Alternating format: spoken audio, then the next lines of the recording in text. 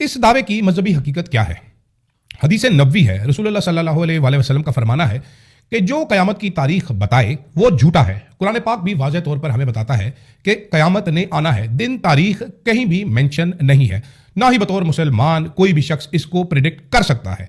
ईसाई यानी Christians Bible को कोट करते हैं। बाइबल में वो हजरत ईसा अलैहिस्सलाम का कौल बताते हैं कि इस दिन और इस घड़ी का कोई नहीं जानता, यानी कि इस्लाम और क्रिश्चियनिटी दोनों में कोई भी शख्स तारीख के साथ क़यामत या आलमी अजाब की पेशगोई नहीं कर सकता। साइंस क्या कहती है? अगर वाकई आलमी सैलाब आना होता तो समुंदरों की सतह में गैर मामूली इजाफा देखते। आप नॉर्थ पोल या साउथ पोल में फौरी तौर पर बर्फ का पिघलाव देखते या किसी शहाब साकिब का जमीन से टकराना देखते, जैसे आसार पहले नजर आते हैं। हकीकत क्या है? अब यहां पर नासा है, आलमी मौसमियाती इदारे हैं, जियोलॉजिकल सर्वेज हैं, किसी ने भी दिसंबर 2025 के लिए आलमी सैलाब की वार्निंग जारी नहीं की। क्लाइमेट चेंज यानी मौसमी तब्दीली एक हकीकत है, लेकिन डूब जाना साइंसी तौर पर मुमकिन नहीं। अब सवाल यह पैदा होता है कि एक जाहिल आदमी टिकटॉक की वीडियोस उठाता है, वो कहता है सैलाब आने वाला है, लोग यकीन क्यों करेंगे? साइंस कहती है ऐसा कुछ भी नहीं, लेकिन लोग मान लेते हैं। इसकी वजह क्या है? अगर हम नफ्सियात को देखें तो वजह है कि खौफ इंसान की अकल को कमजोर कर देता है। मजहब वो जज्बाती असर रखता है।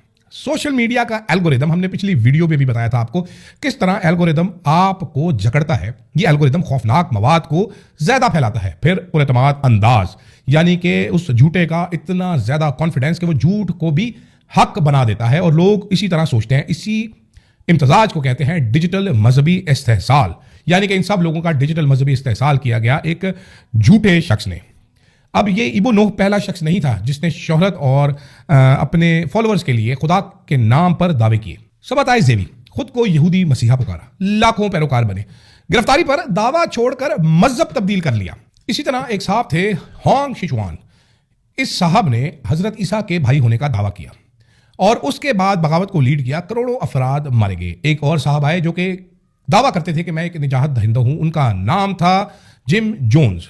इन्होंने 918 अफराद को मौत के घाट उतरवाने में अपना किरदार अदा किया। इसी तरह एक और साहब आए डेविड कोर्शे, ये आखिरी नबी होने के दावेदार थे। अमेरिकी रियासत में इनको कत्ल कर गया।